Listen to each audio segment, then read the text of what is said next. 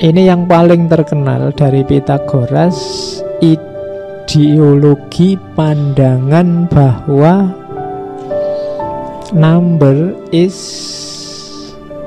rules of the universe. Hakikatnya alam semesta itu angka. Ini kan unik. Kamu selama ini menganggap matematika itu kan sesuatu yang tidak ada hubungannya sama sekali dengan dunia mistik, apalagi filsafat yang dalam. Katanya Pythagoras enggak. Matematika itu adalah hakikatnya hidup. Alam semesta ini oleh Allah diciptakan dengan rumus-rumus yang pasti. Kalau hari ini mungkin kita menyebutnya sunnatullah. Dan dasarnya sunnatullah itu harmoni. Harmoni itu pasti matematika. Nanti Pythagoras ini juga nanti dikenal juga sebagai ahli musik. Ada cerita satu ketika ada anak muda yang nafsunya meledak-ledak, nafsu syahwatnya. Kayak kalian mungkin habis nonton video yang kamu download itu. Iya. Terus anak muda ini didekati oleh Pythagoras. Terus Pythagoras bernyanyi. Jadi mendengarkan lagunya Pythagoras itu nafsunya langsung turun. Ya, boleh kamu coba. Ya, nanti kalau ada temanmu lagi bernafsu kamu nyanyi. Nanti kan nafsunya hilang ganti marah. Oke. Nah, dunia ini hakikatnya adalah angka-angka. Angka-angka itu berarti harmoni-harmoni. Kalau pakai bahasa kita itu sunnatullah. Jadi semesta ini diciptakan, kalau bahasa di situ, dengan perbandingan-perbandingan, dengan harmoni. Ada panas, ada dingin, ada, itu kan harmoni-harmoni. Ini kan kalkulasi-kalkulasi matematis. Musik kan juga begitu, notasi-notasinya harmonis. Jadi hakikatnya alam justru harmonis. Allah itu membuat sunnatullah untuk dunia ini biar seimbang, harmonis. Dan ngomong harmoni itu kan ngomong hitungan-hitungan, perbandingan-perbandingan. Begitu harmonimu kacau, kalau manusia secara fisik mungkin dia sakit. Kalau alam ya mungkin kadang ada bencana, kadang ada itu. Itu karena harmoninya rusak. Jadi hakikat hidup ini, hakikat dunia ini itu sifatnya numbers, angka-angka, matematika. Maksudnya apa? Dia berada dalam konstruksi harmoni-harmoni, perbandingan-perbandingan.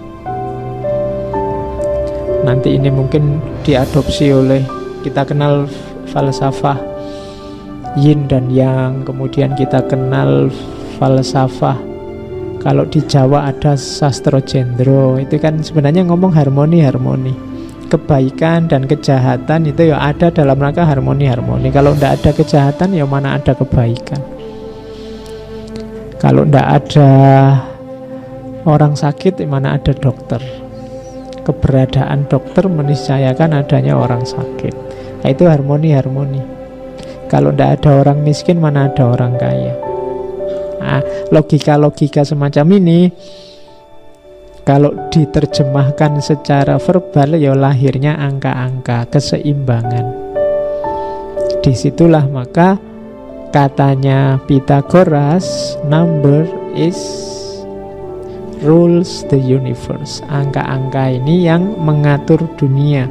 Dia yang membentuk alam semesta. Berarti apa? Dialah hakikat dari realitas, hakikat dari alam semesta. Tidak ada satupun hal, makna keduanya, yang tidak bisa dikenai angka-angka. Laptop ini jumlahnya berapa? Kamu akan menyebutnya angka.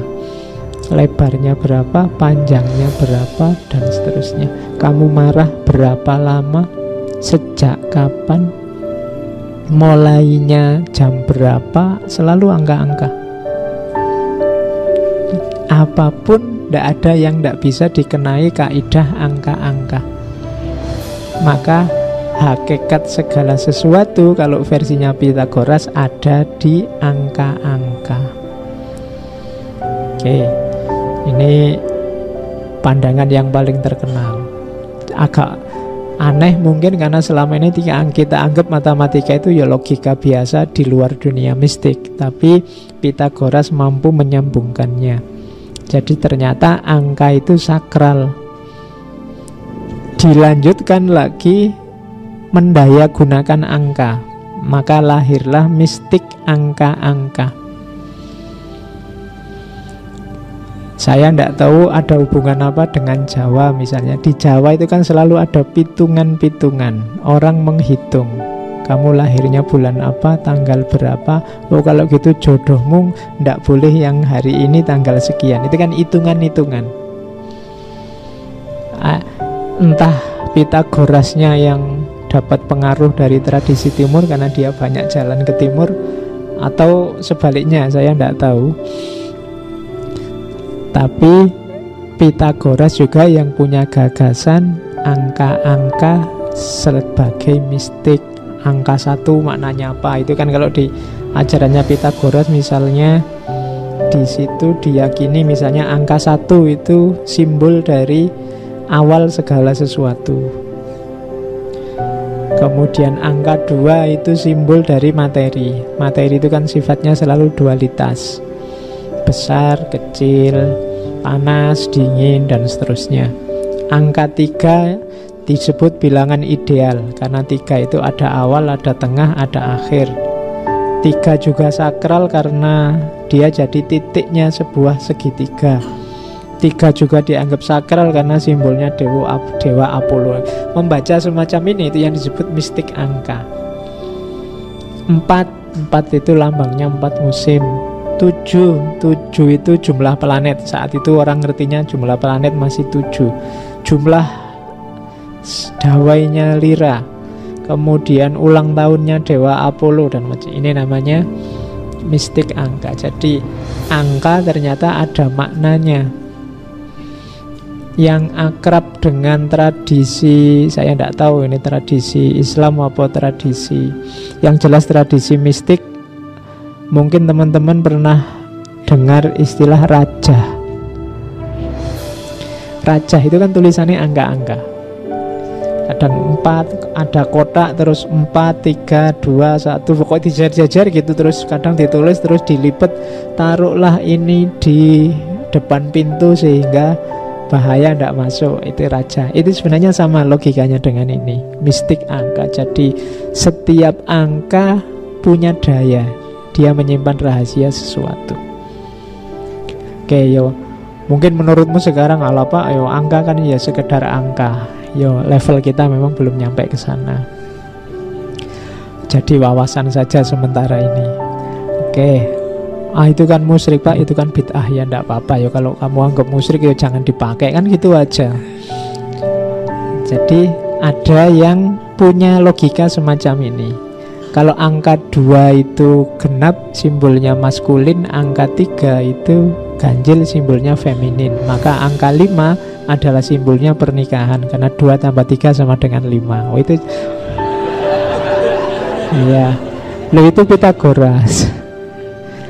Ya, jadi ini kan membacanya agak rumit. Kamu boleh pakai simbol-simbol kayak gini kan jarang orang ngerti. Kalau ngajak nikah yuk kan tidak enak. Kita 5 yuk. Nah, selama ini kan 2 atau 3. Sekarang kita jadi 5 yuk. Itu namanya mistik angka.